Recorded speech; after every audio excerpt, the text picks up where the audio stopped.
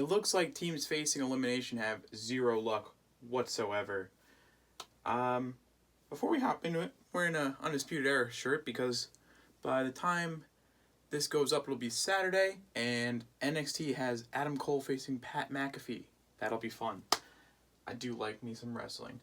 Philadelphia, Montreal. This game really made me sad because Montreal was really in it the whole time until like halfway through the third. Gallagher is out because he does have a broken jaw. Alain Vigneault showing no mercy because if you remember a couple years back, Gallagher hit Derek Stepan when Alain Vigneault was coaching the Rangers, broke his jaw, and Gallagher was kind of like, well, he looked like to be talking, so he was fine. So Alain Vigneault was kind of like hit him back with the whole like, well, you were talking on the bench, so you must be fine, which was, he got a little yelled at for saying that, but I kind of like it as a Rangers fan. Niskanen got suspended for that hit, so 1 game. Before the game started, again, that Discover card commercial, I'm going to start pulling my hair out. I got plenty of hair, I'm going to start pulling it out. Also, you're ruining Panic at the Disco. I really like them as a band, but oh my god, I am so tired of hearing their music. Anyways, 28 seconds in the game, the first shot on goal for Philadelphia. Konechny gets a goal assisted by Provorov and Hayes. The goal was originally listed as Provorov's goal assisted by Hayes, but later corrected. But then I checked the app and they said it was Provorov's again, so I don't know whose goal that is. I'm going to go with Konechny. That's what they said on the broadcast for the correction. Tatar can't cash in on a chance. Hart was on fire. He denies Drouin here, and he knocks the net off intentionally. I don't know. Looked pretty intentional to me, but they didn't get caught. Montreal is trying to answer really quickly. Price stops Lawton. Sherratt takes a penalty. And right as that power play expires, at 5:23, Hayes gets the goal assisted by Grant and Pitlick, his first of the playoffs. Couturier fans on a shot that would have easily made it 3-0. Myers then goes in the box for holding, and at 10:03, power play goal Suzuki assisted by Armia and Duran. Those three have just been great for Montreal. Lehkonen as well. Petrie takes a high stick penalty, and then Armia has a chance similar to the one he had in the last game, which led to the first goal of the game, but he just doesn't cash in. This time he goes wide. Hart stops Lehkonen, which leads to a scrum towards the end of the period. So the first period, 2-1 lead for Philadelphia. Second period, Gostisbehere lights up Suzuki, and Armia was kind of like, hey, I don't like that, and let's fight. And Gostisbehere is like, nope, going to the bench, which is weird because I don't expect that from Philly, but it's what he did. Konechny gets on a breakaway, it's stopped. Giroux takes a slashing penalty. Provorov prevents Suzuki on a tap-in goal, which was a really good play by Provorov. At 5:23, Raffl gets a goal assisted by Sanheim and Voracek. It goes off the post and it hits the back of the leg of Price, and then Price is trying to save it and he kicks it in, and I'm like, oh, that sucks. And honestly, I was like, Montreal, how are you losing right now? They were all over this game. It's just, I think at this time too, Philly only had like 10 shots, and I'm like, oh god, come on. But 6:05, Suzuki comes and gets a goal, assisted by Duran. Duran was really great on the forecheck there. He has a great pass to Suzuki right through the blue paint, and Suzuki on a really sharp angle. Great goal. Couturier almost whacks Lehkonen in the face trying to play a puck. A puck bounced up in the air in the offensive zone, and Couturier's like, I'm gonna just whack it down, and Lehkonen's like, whoa, that's my face, and Couturier's kind of like, sorry, not sorry, I'm from Philly, bitch, and he's not from Philly, but like, you get it. That was really close to being a game misconduct.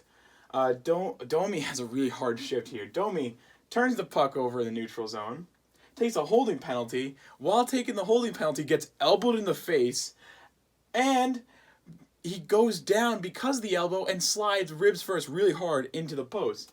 I'm like, ooh, that's tough. The Habs make a late push. Byron can't collect the pass on a great chance. Oh, I mean, he couldn't collect the puck. That's why. I can't read. Cannot collect the puck on a great chance, and they had their chances. They just never cashed in. Third period, Price stops Voracek early. The Flyers on the attack pretty early. Konechny fans on a shot again. That would have probably put the game away right there. The Habs having a hard time sustaining offense. Like, they'll get into the offensive zone, take a shot, and then they can't collect the rebound, or they won't even get a shot off and they have to recollect in the neutral zone. It was a little frustrating. Hart makes 3 consecutive saves on Wallet. Hart is, wow, what a guy. Late in the period, the Flyers doing a really good job of keeping Price in his net. They're not letting them go for the empty net. Again, they do go. They're still trying to go and just get into the offense zone, so they pull Price and they can't sustain offense. At 1:43, they finally do it. Weber goes wide on a shot that, there was room, and he does the nice slap shot. I'm like, okay, tie game, overtime. Nope. Weber goes wide at 10 seconds. There's an icing, and the Habs call timeout. And whatever they drew up must have been god awful because they don't even get a shot. And there's a little scrum at the end, and Grant taps Suzuki on the head. That was funny. I really liked that. And Philly wins 3-2, and they're going to go on to play the Islanders. It's their first playoff series win since 2012. Shots on goal were 33-17 in favor of Montreal. Again, how I wanted to see Game 7. Face-off percentage 50.8% to 49.2% in favor of Montreal. The power play was 50% to 0% in favor of Montreal. Montreal was 1 for 2, while Philly was 0 for 4. The hits were 25-23 in favor of Philly. Block shots were 21-9 in favor of Philly. And save percentage was .939 to .824 in favor of Philly. So Philly really has the stats where it matters.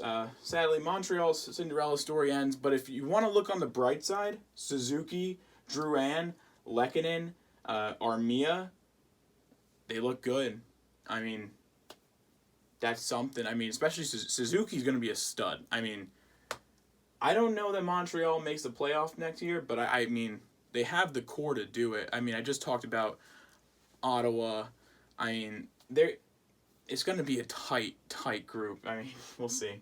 Vancouver, St. Louis. So, St. Louis, a lot of guys out of the lineup. Tarasenko still in St. Louis for medical reasons. Gunnarsson's out of the lineup. I think they had a total of 5 guys out of the lineup, that's tough.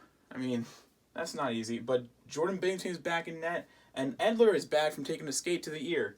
I don't know if they confirmed that it was to the ear, but it looked like it was to the ear, so I'm going with it. Early in the period, Perron goes wide, and the Blues looked like they were on it to start. But at 3:45, Beagle gets a goal off a great takeaway, and that really deflated them. The Canucks were controlling play through 7 minutes. The shots were 11-3 in favor of the Canucks. McEachern, I don't know why I said it. McEachern rings the iron. And I'm like, all right, Blues need to get aggressive here. They need to start playing physical. They don't, because Vertanen goes wide, and it looked like the Canucks were still going to control. Mott takes a holding penalty. I'm like, all right, they're going to go on the power play. They got a solid power play. They can't even gain the zone. I think they got 2 shots in the power play, maybe 3. But they were really having trouble gaining the zone. Markstrom makes a huge save on De La Rose, and on commentary, commentary had some great quotes tonight. I know Olszczak was on the commentary booth for the broadcast I watched. There's some good lines. Comment here was, looks like Fleury, which is funny because, well, we'll get to that later. O'Reilly stopped on a really good chance. Beagle takes a holding penalty, and again, just can't get anything going on the power play. The power play goes into the second, and at least on the bright side, the Blues have the last 10 shots in the game from about, I want to say, the first power play opportunity they got to now. They've had the last 10 shots. They've gone. The Canucks go 11 minutes without a shot, but their 12th shot at 2:09 is a goal by Russell on a delayed penalty assist by Sutter. Really quickly after that, Vertanen tries to go a wraparound goal, which almost goes in. Mott tries to jam it, but JB on top of it. 6:49, Stetcher gets a goal. This is by Sutter and Pettersson. And the passing on that play was impeccable, and we get a great line. It's like the Harlem Globetrotters out there. Oh my God, I love this commentary team. They seem to be having fun, unlike Mike Milbury, who got in some hot waters today. I don't know if anybody else saw that. Sundqvist then takes a slashing penalty because just had to do that. This is the perfect time to take a penalty, right, Blues? And at 8:06, Besser gets a power play goal. This is by Hughes and Pettersson, and Allen comes in net. The Blues are just being outskated. But as I wrote that, the Blues then begin a little bit of an attack. They end up in the Canucks zone for 2 minutes and 53 seconds and do nothing with it. While they were on that little series of doing basically nothing, but the fact of just holding the zone was kind of impressive. We get another great quote. It's like the 90s Devils defense out there, which is true, kind of. They played a lot like it. They're just keeping everything outside, playing a nice trap. The Canucks were just on it tonight. They wanted to win. So we go to the third period. Here's a nice stat for you. The Vancouver Canucks have scored the last 7 goals in the series with the 4-goal comeback. Right? No, 3-goal comeback the other night, and now this. Scored 4. Again, the Blues just need to find their game.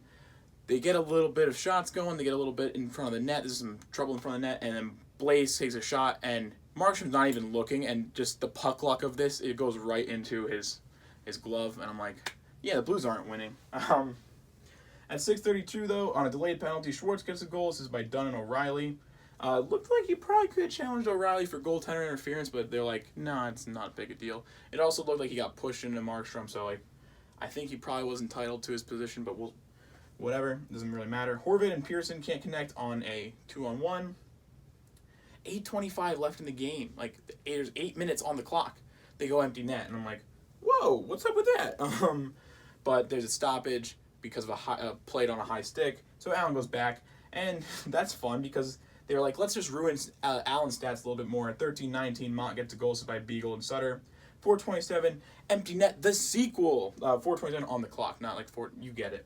But they go off sides, so Allen has to go back, and at 4:13, empty net strikes back.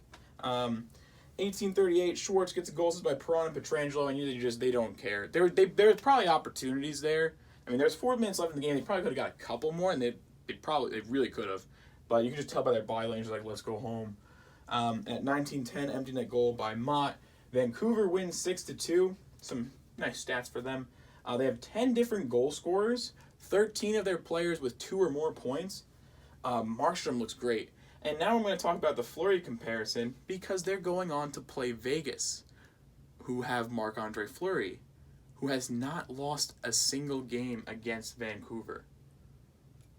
Does he start? DeBoer says they're not changing their lineup. I really wouldn't be that surprised, but we'll see. Again, I'm a Knights fan, so I'm excited for this series. I think it'll be a lot of fun. Before we start talking about St. Louis, let's go to some more stats. Shots on goal were 36-25 in favor of St. Louis. Face-off percentage 56.9 to 43.1 in favor of Vancouver. Power play percentage 50% to 0%. Both had 2 opportunities. Vancouver gets the edge there. Hits were 32-24 in favor of St. Louis. Blocks were 28-10 in favor of Vancouver. That's where that Jersey Devils defense thing came in. They really were. Like, I don't think Markstrom really didn't face a lot. A lot of those shots were blocked before they even made it to him. Save percentage was .949 to .760 in favor of Vancouver. And I mean, I really like this Vancouver team. If they weren't playing Vegas, I'd probably root for them this round. But go Knights, go. Jordan Binnington was not good at all in this restart. I mean, I don't think he won a single game, and that's kind of sad because the guy was clutch last year, and I like Jordan Binnington, especially when he plays Vegas.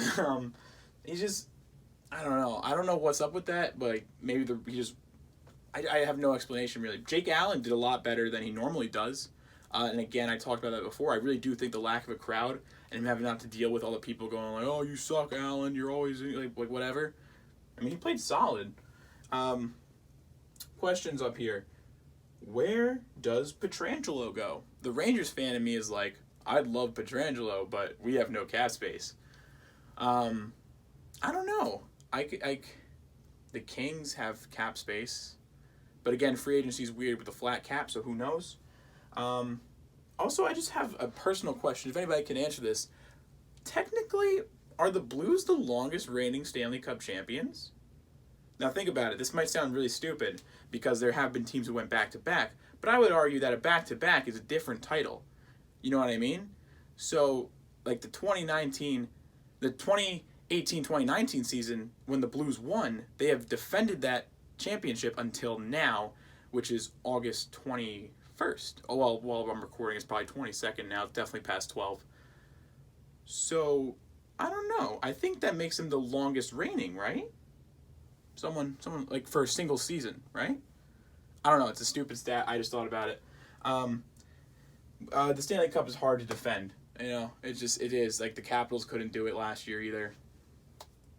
I mean, I like it when a new team wins. I'm rooting for Vegas. Have I said that I'm a Vegas fan? I don't know.